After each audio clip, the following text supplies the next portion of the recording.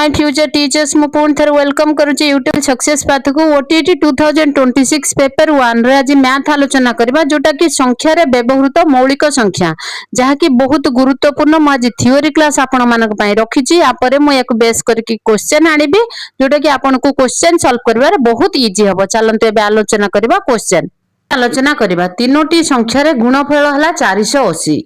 Next प्रथम और द्वितीय संख्यार गुणफल हला 40, द्वितीय और तृतीय संख्यार गुणफल हला 96। देखंतु से कोन कहिछि तीनटा संख्यार गुणफल हेतिना हमर केते हला 480। प्रथम और द्वितीय संख्यार जदि गुणफल करबा तार हबो खाली 40 आ द्वितीय और तृतीय संख्यार गुणफल जदि करबा सेटा हला 96। ताने संख्या तीनोटी स्थिर कर बोली से पचारछि।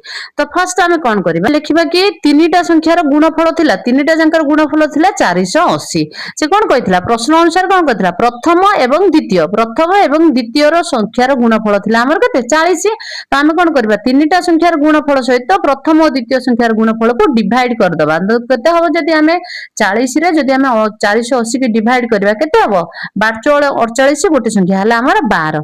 तो मने रखि थांतु ताने द्वितीय और तृतीय संख्यार फर्स्ट 12 टा को मने रखिथिबे। कोन कहितला द्वितीय और तृतीय प्रश्न अनुसार द्वितीय और तृतीय संख्यार गुणफल थिला हमर केते 96। तो हमें एबे कोन करबा 96 डिवाइडेड बाय द्वितीय संख्या टी बाहर करबा खेले 96 डिवाइडेड बाय 12 करले 12 96 गोटे नंबर हला 8।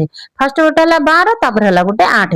तापर कोन करबा माने द्वितीय संख्यार गुणफल थिला कि हमर केते 40 डिवाइड फल केते थिला प्रथम और द्वितीय संख्यार गुणफल थिला कि हमर केते 40 डिवाइडेड बाय जदि 12 ताने हमर हला 5। ताने संख्या देते हमर संख्या तीनटा जगह हमर केते हला गोटे हला 5 तापर गोटे हबो 8 तापर गोटे हला 12। 8 आ 5 12 रो एबे आलोचना करबा। देखन से कोन कहिछि 3142 डैश 2 रो स्थान रे कोन लिखिले संख्याटी 4 द्वारा विभाज्य हबो। मु जो डेफिनेशन कहिथिली 4 द्वारा विभाज्यता सूत्रटा को टिके मने रखंतु। जेउ संख्यार आउथरे बेटी कहि दोछि जेउ संख्यार दशक एकक स्थान रे थिबा अंक को नै गठित संख्याटी 4 द्वारा विभाज्य हुए सेही संख्याटी 4 द्वारा विभाज्य। तो मु जो कथाटा कहली जे दशक आ एकक स्थान रे को नहीं गठित संख्याटी 4 द्वारा विभाज्य। तेणु कर आम यही सूत्रटा मन रखिथिबा। तो यही दशक स्थान रे को संख्याटा लिखिले 2 लिखिले ना 1 लिखिले ना 3 लिखिले ना 5 लिखिले को संख्याटा लिखिले सेटा हमर 4 द्वारा विभाज्य हबो। देखंतु जदि 1 लिखिबा आंसर हबो बी, जदि 1 लिखिबा एठी हबो 12 टा हमर 4 द्वारा विभाज्य होउची पूर्ण संख्याटा भी हमर 4 द्वारा विभाज्य हबो। तेणु कर क्वेश्चन नंबर 2 रो आंसर हबो बी। एबे आलोचना करबा क्वेश्चन नंबर 3 कोन से कहूची 4 द्वारा विभाज्य हेले डैश स्थान रे को अंकटा बसिबो बोल से पचारची। डैश स्थान रे अंकटी केते 4 हबो ना 5 हबो ना 7 हबो ना 8 हबो।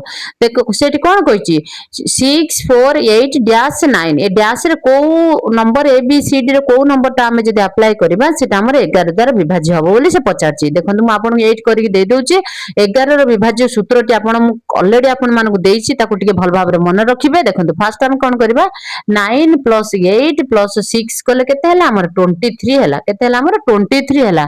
जदि 23 रु हमें 4 माइनस करबा तो एटा हबो 19 केबे हमर 11 द्वारा विभाज्य होई परिबो नाही। तेणु करी हमें कोन करबा 4 न बसे कि हमें कोन करबा से युग्म संख्या कहिछि तो 4 विभाज्य रो सूत्र रे युग्म संख्या लिखा हैछि भल भाबरे देखिबे। तो तेणु करी हमें एठी कोन करबा हमें 8 रखिबा का सहित हमर 23 सहित जदि हमर 8 रखिबा जदि हमर 8 6 4 8 8 9 ए संख्याटा हमर कोन हबो 11 द्वारा विभाज्य हबो। तरे को संख्याटा आंसर क्वेश्चन नंबर 3 रो आंसर हबो डी शून्य स्थान रे बा स्टार मार्क रे हम 8 रखिले ए संख्याटी 11 द्वारा विभाज्य हबो। करिके भलो भाबरे देखंतु। एबे आलोचना करबा क्वेश्चन नंबर 4 कोन कहि शहर निकटवर्ती केउ संख्या 11 द्वारा विभाज्य। ऑप्शन ए कहला 891 और 902, ऑप्शन बी कहला 891 और 911, ऑप्शन सी कहला 811 और 911, ऑप्शन डी कहला कि 822 और 922।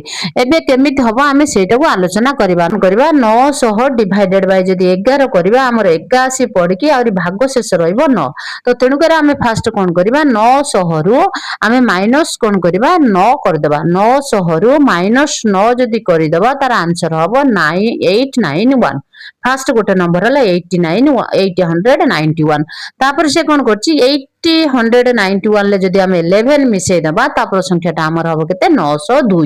गोटे हला हमर 891 ଆଉ ଗୋଟେ ହେଲା 902 ଏଇ ସଂଖ୍ୟା ଦିଟା ଆମର କା ଦ୍ୱାରା ବିଭାଜ୍ୟ 11 ଦ୍ୱାରା ବିଭାଜ୍ୟ କେମିତି ହେଲା ଆପଣ ବୁଝିପାରିଲେ ନା ନାଇଁ 900 କୁ ଆମେ କଣ କରିବା 11 ଡିଭାଇଡ କଲେ ଆମର ଭାଗଶେଷ ରହିବ କେତେ 9 ଭାଗଶେଷ ଆମ 9 ରହିଲା ଆମେ ଡାଇରେକ୍ଟ 900 ରୁ ଯଦି ଆମେ ମାଇନସ 9 କରିବା ଆଉ 891 ଟା ଆମର 11 ଦ୍ୱାରା ବିଭାଜ୍ୟ ହେଇଗଲା ଗୋଟେ ହେଲା 891 ଆଉ ଗୋଟେ କଣ କରିବା 891 ରେ 11 ମିଶେଇ ଦବା ଯୋଉଟା ହବ ଆମର କେତେ 902 ତାନେ ଗୋଟେ ସଂଖ୍ୟା ହେଲା ଆମର 891 ଆଉ ଗୋଟେ ସଂଖ୍ୟା ହେଲା 902 ଏଇ ସଂଖ୍ୟା ଦୁଇଟା ଆମର ଡାଇରେକ୍ଟ 11 ରେ କଣ ହବ ଡିଭାଇड ହେଇଯିବ ତେଣୁ କରି ଏଟା କୋଉ ଅପସନ ରେ ଅଛି ଟିକେ ତାକୁ ଦେଖିବାର ଅଛି 891 ଏବଂ 902 ସଂଖ୍ୟା ଦିଟା ଆମର 11 ଦ୍ୱାରା ବିଭାଜ୍ୟ 5 କହିला कि 12 को 5 ଓ 3 ର ବିୟୋଗ ଫଳ ଦ୍ୱାରା ହରଣ କରିବା ପ୍ରକାଶଟିକୁ ବନ୍ଦନୀ ବ୍ୟବହାର କରି ଲେଖିବା ଖାଲି ଲେଖିବା ପାଇଁ କହିଛି ବନ୍ଦନୀ ବ୍ୟବହାର କରିକି 12 କୁ ଆମେ କାହା ସହିତ ଡିଭାଇଡ କରିବା ଚନ୍ଦ୍ର ବନ୍ଦନୀ ଦେବା 5 3 5 3 ର ବିୟୋଗ ଫଳ ଏଟା ଯୋଉଠି ଥିବ ସେଟା ଠିକ क्वेश्चन नंबर ऑप्शन ए रे कहला 12 डिवाइडेड बाय एटी चंद्र बंधनी देई नै बोली एटा भूल हैला ऑप्शन हबो बी क्वेश्चन नंबर 5 रो आंसर हबो बी 12 डिवाइडेड बाय चंद्र बंधनी दबा फास्ट हम चंद्र बंधनी दबा हटी हम लिखितला जदी गोटे बंधनी दरकार चंद्र बंधनी तेन करी 5 3 आंसर हबो बी कार 5 रो आंसर हबो बी एबे आलोचना करबा क्वेश्चन नंबर 6 कोन कहछि देखंतु एटी डैश बा स्टार चारिटा देछि तापर लिखिछि 1 2 8 संख्याटी रो स्टार चिन्ह रे चारोटी अंकर जोगफल 16 हवा दरकार संख्याटी 72 रे भाग कले जो संख्याटी रो जो अंकटी जो चारोटी स्टार मार्क रे जो चारोटी अंक जोग करा जिवो से चारोटी अंकर जोगफल हबो 16 एवं से संख्याटी 72 द्वारा भाग कले भागशेष केते रहइबो बोल से पचारछि चारिटा मार्क देथिला जार जोगफल हेतिबो 16 तापरे हमर कोन देथिला +1 देथिला +2 देथिला +8 देथिला टोटल हैला 27 ए 27 टा डिवाइडेड बाय 9 होची तो लास्ट तीनटा जंक मिसे देले केते हैला 128 हैला 128 के जदी हमें डिवाइड करबा 8 द्वारा संपूर्ण विभाज्य हेई पारिबो तेनु करी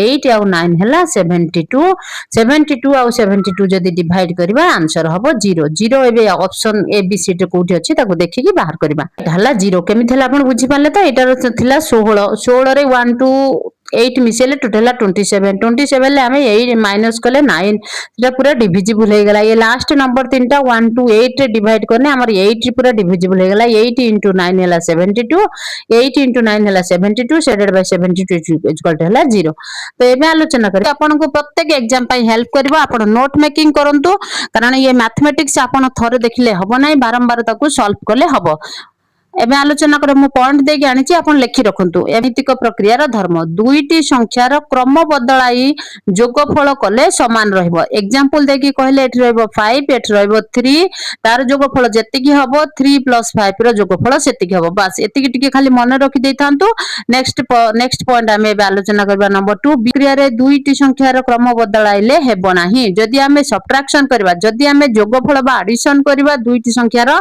क्रम चेंज कर देले तार जोगफल समान रहइबो किंतु वियोग फल रे बा सब्ट्रैक्शन ले सेमिति हेबो हेइ परिबो नाही देखंतु 5 - 3 कले हमर केते रहइला 2 रहइला 3 - 5 कले एठी हमर -5 रो माइनस केते रहइबो -2 रहइबो तेनु करी ये आंसर समान हबो नाही सेही कथा से कहिछि वियोग प्रक्रिया रे जदि दुईटी संख्यार क्रम बदलाइबा सेटा केबे समान हेबो नाही एबे आलोचना करी पॉइंट 3 कोन कहछि देखो गुणन प्रक्रिया रे दुईटी संख्यार क्रम बदलाई गुणन कले गुणफल समान हबो 5 * 3 जेते हबो 3 * 5 मध्ये सेते की हबो तो एटा को मन रखि देथातु गुणफल एवं जोगफल रो जदि हमें संख्यार क्रम बदले देबा तार लास्ट रिजल्ट रो कोनोसी प्रकार परिवर्तन घटिबो नाही बट वियोग रे सेमिति हबो नाही नेक्स्ट पॉइंट हमें देखिबा नंबर 4 कोन कहिछि कोनोसी संख्या रे 0 जोग कले जोगफल सही संख्या रहइबो 0 बा 0 को जोगात्मक अभेद कोनते देखंतु यार इंपोर्टेंट नाही बट यही जो जोगात्मक अभेदर इंपोर्टेंट रहिछि आपण भलो भाबरे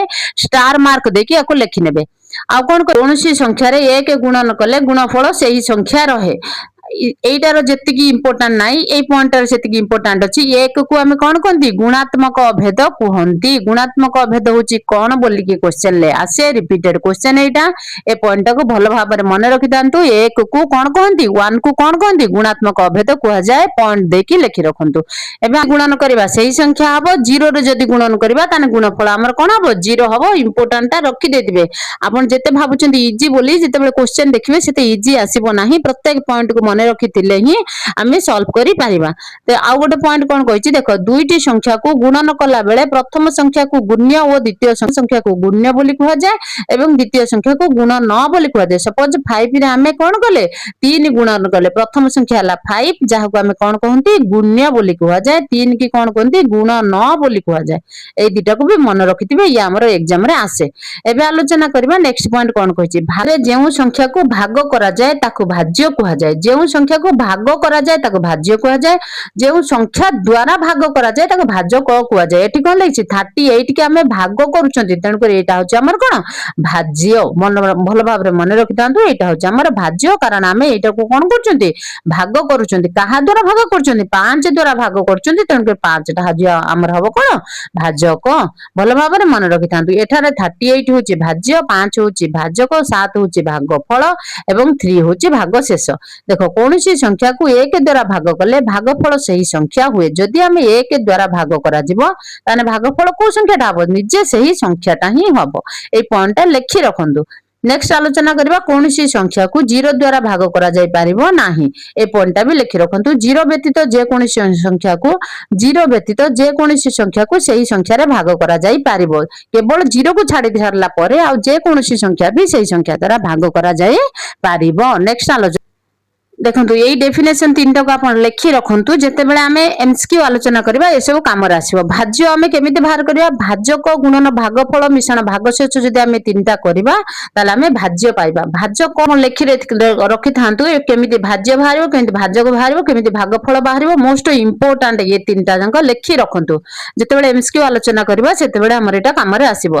देखो आउ गोटे विभाज्यतार नियम देखो 2 द्वारा के विभाज्य होंती वेरी वेरी इंपोर्टेंट आपन को इजी लागु थाई पारे बट एते इजी नुहे आपन जेतले सॉल्व करिवे। देखो 2 द्वारा के विभाज्य हवा नियम 2 द्वारा विभाज्यता नियम कोन जेउ पूर्ण संख्या 2 द्वारा विभाज्य हुए ताकू युग्म संख्या कहा जाए। काहा को युग्म संख्या कहा जाए डायरेक्ट ए डेफिनेशन आसे हमर मैथमेटिक्स रे तेनु करी मैं पॉइंट वाइज नै के आसी छी जेउ पूर्ण संख्या 2 द्वारा विभाज्य हुए ताकू युग्म संख्या कहा जाए। जो संख्या 2 द्वारा विभाज्य हुए नाही सेटा होची अयुग्म। जे 2 द्वारा हमर विभाज्य होई जाए ताको जे 2 द्वारा पूरा विभाज्य होई जाए ताको युग्म कहंती। जे 2 द्वारा विभाज्य हुए नाही बा भागशेष 0 रुहे नाही ताको अयुग्म संख्या कहा जाए। एग्जांपल जो संख्या एकक स्थान रे वेरी वेरी इंपोर्टेंट लेखि रखंतु जो संख्या एकक स्थान रे 0 2 4 6 8 थाए ताहा 2 द्वारा विभाज्य होई थाए। 10 रे देखो 0 हला लास्ट नंबर 12 रे देखो 0 हला 2 हला लास्ट नंबर 14 देखो लास्ट नंबर 4 जोटा एकक स्थान रे लास्ट नंबर माने कोन एटा हला 1s प्लेस एटा हला 10s प्लेस एकक स्थान रे जे उठी 0 थि जो संख्या रो एकक स्थान रे 0 थिबो 2 थिबो 4 थिबो 6 थिबो 8 थिबो सेटा हमर कहा द्वारा विभाज्य 2 द्वारा विभाज्य। बहुत बेसिक रु आपण मानक पढौची जदि भी आपण को किछि भी मैथ रे जणा नथिबो तथापि आपणकर बहुत गुड स्कोर हबो। एबे आलोचना करबा 3 द्वारा विभाज्य नियम जो संख्या रो अंक मानकर समष्टि 3 द्वारा विभाज्य से संख्याटी 3 द्वारा विभाज्य। एठको 3 द्वारा विभाज्य नियम जो संख्यार अंक मानकर समष्टि 3 द्वारा विभाज्य से संख्याटी 3 द्वारा विभाज्य। जो संख्यार समष्टि अंक मान जो संख्यार अंक मानकर समष्टि सपोज गोटे देला 216 एटा गोटे नंबर देला 216 एबे हमें देखिबा यार समष्टि हमर 3 द्वारा होउची कि नै समष्टि माने 2 + 1 + 6 केता हला 2 + 1 हला 3 3 + हला 6 9 9 टा हमर 3 द्वारा विभाज्य तेनु करी 216 टा भी हमर 3 द्वारा विभाज्य। बुझी पारुथुए मु जहा कहूची लेखि रखंतु। एबे आलोचना करबा नेक्स्ट पॉइंट कोन कहूची चारटा नियम जेउ संख्यार दशक एकक स्थान रे थिबा अंक को नेई गठित संख्याटी 4 द्वारा विभाज्य सेही संख्याटी 4 द्वारा विभाज्य। देखो जो संख्याटा हमर कोन हेतिबो एकक स्थान रे आ दशक स्थान रे जो अंक थिबो गोटे संख्यार एकक स्थान रे आ दशक स्थान रे अंक दुईटार समष्टि जदि 4 द्वारा विभाज्य होउतिबो से संख्याटा 4 द्वारा विभाज्य होउतिबो। जेमिति के एग्जांपल 12 412 ने एटा हमर हला कोन दशक स्थान रे अछि एटा एकक स्थान रे अछि एकक आ दशक स्थान रे थिबा अंक को नै गठित संख्याटी तो हमर ए संख्याटी केते हला 12 हला 12 टा हमर 4 द्वारा विभाज्य ना नै 4 3 12 तेनु करी हमर 412 टा 4 द्वारा विभाज्य। मु भाबुची आपण माने बुझी पारुथिबे। एबे आलोचना करबा नेक्स्ट को हला कि 4 द्वारा विभाजित नियम कोन बोली से पचारजी जेउ संख्यार डाहाण रे 2टी बा 2 रु अधिक ଯେଉଁ ସଂଖ୍ୟାରେ ଡାହାଣରେ ଦୁଇଟି ବା ଦୁଇଟିରୁ ଅଧିକ ସଂଖ୍ୟକ ଶୂନ ଥାଏ ସେ ସଂଖ୍ୟା 4 ଦ୍ୱାରା ବିଭାଜ୍ୟ। ଦେଖ ଦୁଇ ବା ଦୁଇରୁ ଅଧିକ ଶୂନ ଯଦି ଲାଷ୍ଟକୁ ଦୁଇଟା ଅଙ୍କ ଥିବ ସେଇଟା ବି ଆମର 4 ଦ୍ୱାରା ବିଭାଜ୍ୟ। ଏଇଟା ଇଜି ଫର୍ମୁଲାଟା ମନେ ରଖି ଦେଇଥିବେ। ତ ଏବେ ଦେଖିବା 5 ଦ୍ୱାରା ବିଭାଜିତ ନିୟମ। ଯେଉଁ ସଂଖ୍ୟାର ଏକକ ଘର ଅଙ୍କ 0 ବା 5 ସେଇ ସଂଖ୍ୟା 5 ଦ୍ୱାରା ବିଭାଜ୍ୟ। ଯୋଉ ଗୋଟେ ଅଙ୍କ ଅଛି କି ଗୋଟେ ସଂଖ୍ୟା ଅଛି ଯାର ଏକକ ଘରେ 0 ଥିବ ନାଇଁ ତ 5 ଥିବ, ଏଟା ଥିବ ଆଇଦର ଏଟା ଥିବ ଅର ଏଟା ଥିବ, ଏଇ ଦିଟା ଭିତରୁ ଯୋଉଟା ଥିବ ସେଇଟା ଆମର 5 ଦ୍ୱାରା ବିଭାଜ୍ୟ ହବ। ବହୁତ ଇଜି ବଟ୍ ଲେଖି ରଖନ୍ତୁ। ଏବେ ଆମେ 2 ଓ 3 ଦ୍ୱାରା ବିଭାଜ୍ୟ ସେଇ ସଂଖ୍ୟାଟା 6 ଦ୍ୱାରା ବିଭାଜ୍ୟ ବୋଲି ପଚାରୁଛି। ଯେ କୌଣସି ଗୋଟେ ସଂଖ୍ୟା ଯଦି ସେଟା 2 ରେ ଛିଡି ଯାଉଥିବ ଏବଂ 3 ରେ ଛିଡି ଯାଉଥିବ ସେ ସଂଖ୍ୟାଟା ବି 6 ଦ୍ୱାରା ବିଭାଜ୍ୟ ହେଇପାରିବ। ନିୟମ ଯେଉଁ 4 ଅଙ୍କ ବା ତାଠାରୁ ଅଧିକ ଅଙ୍କ ବିଶିଷ୍ଟ ସଂଖ୍ୟାର ଶତକ ପ୍ଲେସରେ ଦଶକ ସ୍ଥାନରେ ଏକକ ଅଙ୍କ ଦ୍ୱାରା ଗଠିତ ସଂଖ୍ୟା 8 ଦ୍ୱାରା ବିଭାଜ୍ୟ ସେଇ ସଂଖ୍ୟାଟି ଆମର 8 ଦ୍ୱାରା ବିଭାଜ୍ୟ। ଦେଖନ୍ତୁ ଗୋଟେ 4 ଅଙ୍କ ବିଶିଷ୍ଟ ସଂଖ୍ୟା ହେଇଥିବ, ଯଦି ସେ ସଂଖ୍ୟାର ଶତକ ସ୍ଥାନରେ ଯୋଉ ସଂଖ୍ୟାଟା ଅଛି ବା ଦଶକ ସ୍ଥାନରେ ଯୋଉ ଅଙ୍କଟା ଅଛି ବା ଏକକ ସ୍ଥାନରେ ଯୋଉ ଅଙ୍କଟା ଅଛି, ଯଦି ଇଏ ତିନିଟା ଯାକ ଅଙ୍କରୁ କୌଣସି ଗୋଟେ ଅଙ୍କ ଯଦି ଆମର 8 ଦ୍ୱାରା ବିଭାଜ୍ୟ ହଉଥିବ ତାହେଲେ ସେ ସଂଖ୍ୟାଟା ସମ୍ପୂର୍ଣ୍ଣ 8 ଦ୍ୱାରା ବିଭାଜ୍ୟ ହବ। ମୁଁ ଭାବୁଛି ଆପଣ ବୁଝିପାରୁଥିବେ। 4 ଅଙ୍କ ବିଶିଷ୍ଟ ସଂଖ୍ୟା ହଉ କି ତାଠୁ ଆହୁରି 5 ଅଙ୍କ ବିଶିଷ୍ଟ ସଂଖ୍ୟା ହଉ କି ତାଠୁ ଅଧିକ ହଉ, ବଟ୍ ଏତିକି ମନେ ରଖିଥିବେ ଦଶକ ସ୍ଥାନରେ ଥିବା ଅଙ୍କ, ଶତକ ସ୍ଥାନରେ ଥିବା ଅଙ୍କ, ଏକକ ସ୍ଥାନରେ ଥିବା ଅଙ୍କ ଯଦି 8 ଦ୍ୱାରା ବିଭାଜ୍ୟ ହଉଥିବେ ସେ ସଂଖ୍ୟାଟା 8 ଦ୍ୱାରା ବିଭାଜ୍ୟ। 9 ଦ୍ୱାରା ବିଭାଜ୍ୟତା ନିୟମ ହଉଛି ଯେଉଁ ସଂଖ୍ୟା ମାନଙ୍କର ସମଷ୍ଟି 9 ବା 9 ଦ୍ୱାରା ବିଭାଜ୍ୟ ହୁଏ ସେଇ ସଂଖ୍ୟାଟା କଣ ହେଇଥାଏ ଆମର 9 ଦ୍ୱାରା ବିଭାଜ୍ୟ ହୁଏ। ସେତେ ବଡ ସଂଖ୍ୟାଟା ହେଇଥାଉ ନା କାହିଁକି ତାର ଅଙ୍କ ମାନଙ୍କର ସମଷ୍ଟି ଯଦି 9 ହେଲା ମନେ ରଖିଥିବା। ଏବେ ଆଲୋଚନା କରିବା ନେକ୍ସଟ। କାହିଁକି ବା ସଂଖ୍ୟାଟେ ହେଇଥାଉ ନା କାହିଁକି, ଯେକୌଣସି ସଂଖ୍ୟା ହେଇଥାଉ ନା କାହିଁକି ଡାହାଣର ଅଯୁଗ୍ମ ସ୍ଥାନୀୟ, ଡାହାଣର ଆମେ ଦେଖିବା ଅଯୁଗ୍ମ ସ୍ଥାନୀୟ ଅଙ୍କ ମାନଙ୍କର ସମଷ୍ଟି ଓ ଯୁଗ୍ମ ସ୍ଥାନରେ ଥିବା ଅଙ୍କ ମାନଙ୍କର ସମଷ୍ଟିର ପାର୍ଥକ୍ୟ 0 ବା 11 ର ଗୁଣିତକ ସଙ୍ଗେ ସମାନ ସେଇ ସଂଖ୍ୟା 11 ଦ୍ୱାରା ବିଭାଜ୍ୟ। ମୁଁ ଭାବୁଛି ଆପଣ ବୁଝିପାରୁଥିବେ। ଯଦି ବି ନ ବୁଝିପାରିବେ ମତେ କମେଣ୍ଟ କରିବେ, ମୁଁ ଡେଫିନେଟଲି ଆପଣଙ୍କର ଡାଉଟ କ୍ଲିୟର କରିଦେମି। ଏବେ ଆଲୋଚନା କରିବା ନେକ୍ସଟ। କଣ ସେ କହିଛି, କୌଣସି ସଂଖ୍ୟା 3 ଓ 4 ଦ୍ୱାରା ବିଭାଜ୍ୟ ହେଲେ ସେ ସଂଖ୍ୟାଟି 12 ଦ୍ୱାରା ବିଭାଜ୍ୟ। ଯେମିତି କି 2 ଆଉ 3 ଦ୍ୱାରା ବିଭାଜ୍ୟ ହେଲେ 6 ଦ୍ୱାରା ବିଭାଜ୍ୟ ହୋଇଯାଏ, ସେମିତି ସେମ ଫର୍ମୁଲାରେ କୌଣସି ଗୋଟେ ସଂଖ୍ୟା ଯଦି 3 ଆଉ 4 ଦ୍ୱାରା ବିଭାଜ୍ୟ ସେ ସଂଖ୍ୟାଟା 12 ଦ୍ୱାରା ବିଭାଜ୍ୟ। ଡେଫିନେଟଲି ଆପଣ ମନେ ରଖିଥିବେ। କୌଣସି ସଂଖ୍ୟା 3 ଓ 5 ଦ୍ୱାରା ଯଦି ବିଭାଜ୍ୟ ହୁଏ ସେ ସଂଖ୍ୟାଟା ବି 15 ଦ୍ୱାରା ବିଭାଜ୍ୟ ହୁଏ। ଦେଖନ୍ତୁ ମ୍ୟାଥମେଟିକ୍ସ ବହୁତ ଇଜି ଯଦି ଆମେ ବୁଝିପାରିବା। ତ ଆଉ ଗୋଟେ ପଏଣ୍ଟ ମୁଁ ଆପଣଙ୍କୁ ଦଉଛି, ଦେଖ ବର ହଗୁ ମିଫେ, ଏଇଟାକୁ ଏଇ ଯୋଉଟାକୁ ଆପଣ ପୁରା ମନେ ରଖିଦେଇଥିବେ। ବର ହଗୁ ମିଫେର ମାନେ କଣ, କୌଣସି ପରିପ୍ରକାଶକୁ ସମାଧାନ କଲା ବେଳେ ଆମକୁ ଏହି କ୍ରମରେ ସମାଧାନ କରିବାକୁ ହବ। ଯେପରିକି ବର ହେଲା ବନ୍ଧନୀ, ର ହେଲା ର ମାନେ ଗୁଣନ, ହର ହେଲା ହ ମାନେ ହରଣ, ଗୁର ହେଲା ଗୁଣନ, ମିର ହେଲା ମିଶାଣ, ଫେର ହେଲା ଫେଡାଣ। ଏବେ ଦେଖିବା କଣ କହିଛି, ଏକାଧିକ ପ୍ରକ୍ରିୟାରେ ଥିବା ଏଇ ଯୋଉ ମୁଁ ଆପଣ ମାନଙ୍କୁ ଯୋଉ ସୂତ୍ରଟା ଦେଲି ବର ହଗୁ ମିଫେ, ତାକୁ ଭଲ ଭାବରେ ଲେଖି ରଖନ୍ତୁ। କାର ମାନେ କୋଉଟା ବି ତାକୁ ଲେଖି ରଖନ୍ତୁ। ବ ମାନେ କଣ, ର ମାନେ କଣ, ହ ମାନେ କଣ, ଯୋଉଟା କି ଆମେ ସମାଧାନ କଲା ବେଳେ ଆମକୁ ପ୍ରୋବ୍ଲେମ ସଲ୍ଭ କଲା ବେଳେ ଆମକୁ ବହୁତ ସାହାଯ୍ୟ କରିବ। ଦେଖ ତାପରେ ଏଠି କଣ କହିଛି, ବନ୍ଧନୀର ବ୍ୟବହାର, ଏକାଧିକ ବନ୍ଧନୀ ପ୍ରକ୍ରିୟା ଥିବା ପରିପ୍ରକାଶକୁ ସରଳ କରିବା ବେଳେ କ୍ରମାନ୍ୱୟର ହରଣ, ଗୁଣନ, ଯୋଗ ଓ ବିୟୋଗ କରାଯାଏ। ଦେଖନ୍ତୁ ଏଇ ଯୋଉ କ୍ରମାନ୍ୱୟରେ ଯଦି ଆମେ ହରଣ, ଗୁଣନ, ଯୋଗ ଆଉ ବନ୍ଧନୀ କି ନ ଉଠେଇବା ତାହେଲେ ଆମର ବି ଫାଇନାଲ ବେଳକୁ ଆମର ମିଷ୍ଟେକ, ଯେତେବେଳେ ରେଜଲ୍ଟ ଆସୁଥିବ ସେତେବେଳେ ମିଷ୍ଟେକ ହେଇଯିବ। ଆମେ ସଲ୍ଭ କରି ଯିବା ଲାଷ୍ଟକୁ ଆମେ ଦେଖିବା ମିଷ୍ଟେକ ହେଇଯିବା ଯଦି ଆମେ ଏଇ ହିସାବରେ ଆମେ କ୍ରମାନ୍ୱୟରେ ନ ଯାଇଥିବା। ଏବାରେ ମୁଁ ଆପଣଙ୍କ ପାଇଁ ଏ ଗୋଟେ ଡାଉଟ କ୍ଲିୟର କ୍ଲାସ ନେଇକି ଆସିଲି, ପୁରା ଫଣ୍ଡା କ୍ଲିୟର ହେବେ ଆପଣ ମ୍ୟାଥମେଟିକ୍ସ ରେ।